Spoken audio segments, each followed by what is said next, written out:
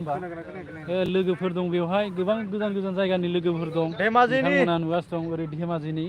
बिथाङा सनजि बिथां ओमफ्राय ओरैजाय जोंहा सार दङ कार्बि आंलंनि बिथाङा कार्बि आंलंनि हिंसां सार आरो ओरैजाय दङ बिथाङाबो धेमाजि सिमेन्ट सापरि सोमावसार सानजारि नोगोरनि बिथाङा दा लोगो दंबावो नङा होमबा सासे मा जायगा मोनलाय ओरैजाय बिश्वनाथनि दङ जोंहा बिथाङा एसे रेस्ट लादों मानो होनबा मोनायावनो फैदों नङा होमबा बेसेबांसो टाइम नै हरसेयानो जाखोबाय उन्दुनो मोनाखै गंसे माबायाव जिरायग्रायावनो साब्रैखा साब्रै जिरायना फैनांदों उन्दुनो मोनाखै गोजान जायो जायगाया जों बेवहाय मानो फैदोंमोनलाय एसे फोरमायलाय जोंना प्रग्राम मोनसे फिसासा दङ खौरांगिरिफोरनि प्रग्राम दङ दा तामुलपुर पार्कखौ सोरबा नुवाबो जानो हागौ नुवाखैबो जानो हागौ एसे दिन्थिना होनि आं ओरैजाय जायगाफोरखौ एसे दिन्थिना होनि नोंथांमोना एसे नायलांबाय था जोबोद समायना जोबोद समायना नायदों नोंथांमोना आङो दिन्थिदों तामुलपुर पार्क बेनो बेवहाय 11:17 बाजियाव माने मिटिं मोनसे दङ ओरै रादाबगिरिफोरनि बड'लेण्ड रादाबनि रादाबगिरि गासैखौबो लोगो हमनानै बेवहाय माखासे सावरायलायगोन दा बे पार्कआवनो जागोन मिटिङा बेनिखायनो बे चिल्ड्रेन पार्कसो सोरफोर फैदोंबो जानो हागौ बेवहाय तामुलपुर टाउन खाथियावनो नांजाबनानै दं बियो समायना जाबाय सिगां समनिफ्राय बांसिन समायनासिन बानायबाय सिगांथ' आङो 9 बोसोरनि सिगां बेयाव फैदोंमोन आं जेब्ला तामुलपुराव सेन्ट्रेल एबसुनि मिटिं जादोंमोन बे समाव फैदोंमोन आं बे पार्कआव नाथाय बहुद बोसोरनि उनाव दिनैसो बेवहाय फैफिनदों गोसोखांनाय नांदों बै समखौ माने बे समाव फैनाय दा फैनाय एसे आलादा नोंथांमोना आं दिन्थिलांगासिनो दं पार्कआ माबायदि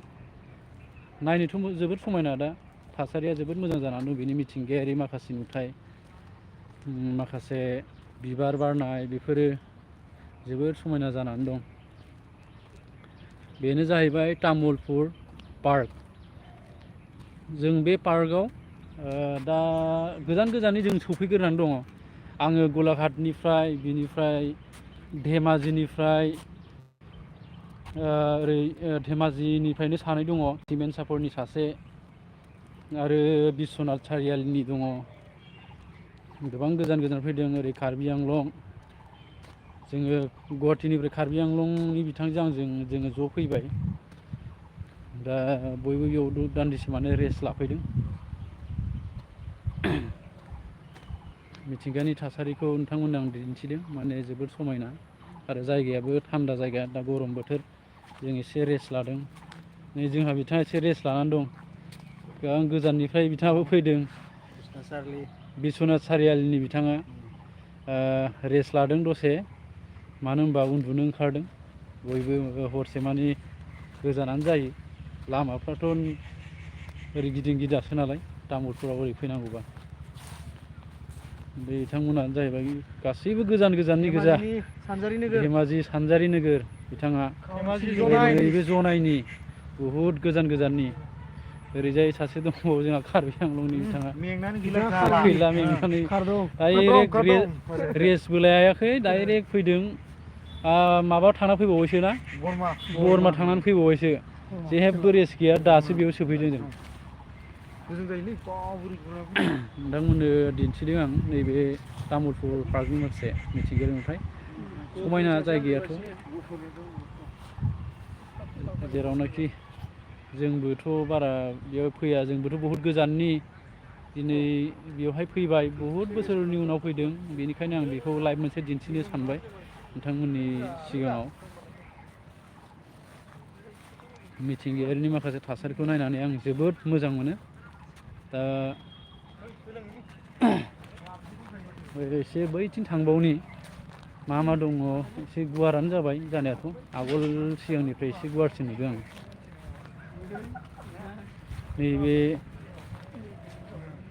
नैबे जाला खोमा ना बे जाला नामा नाया दङ दंनायाथ' ना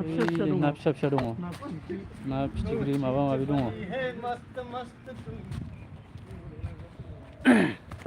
एसे बै खनाथिं नायबावनि मा मा दङ मा फिथाइ बेलाय अ बे बिफांनि फिथाइ थायो माथो बेबो खिजुर बायदि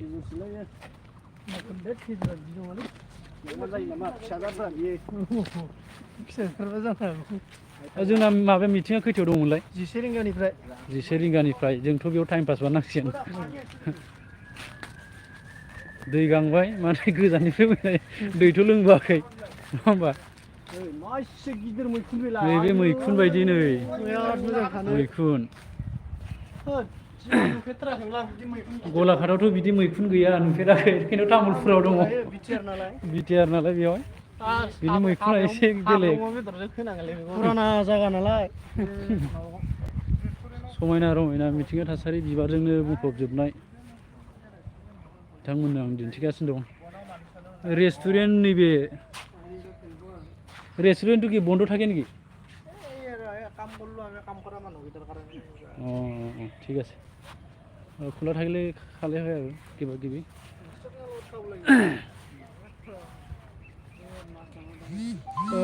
সেই নদীটো কি কি বুলি কয় অ বন্ধু এই নদীটো কি বুলি কয় এইটো মটঙা मटङा नदी मटङा दैमा दैसा बे जिङावनो दङ बेजों बोहैलाङो बे पार्कनि जिंजोंनो बोहैलाङो मटङा नामाबो एसे बेलेग नङा होमबा मटङा नदिया एसे नामाबो एसे बेलेग बे नामा बिनि हिस्ट'रिखौ सोरनावबा सोंबासो मिथिगोन गोरों मानसिनाव मानि थाखाय मटङा नाम थादों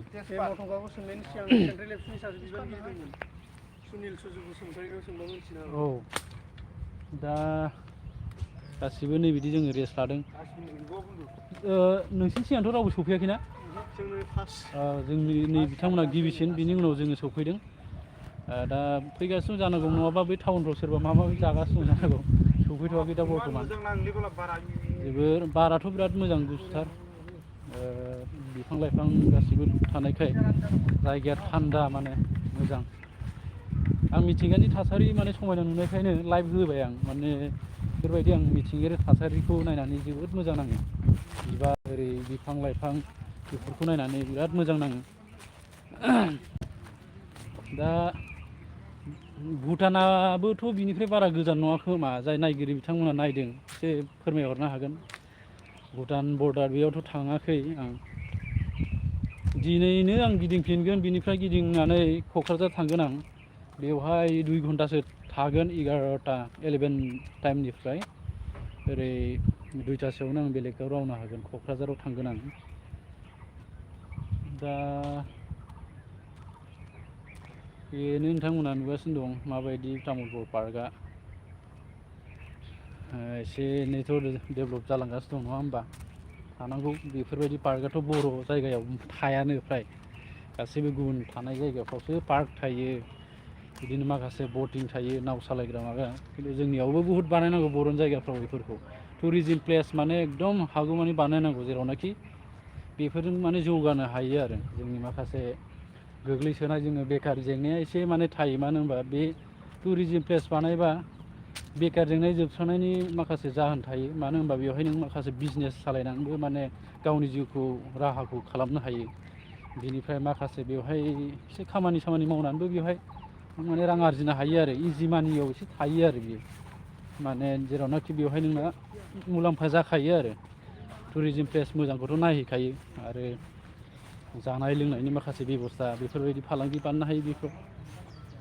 दा बेनो आरो माने बेफोरखौ जोङो सानफा एफा सोलोंबाय थानांगोन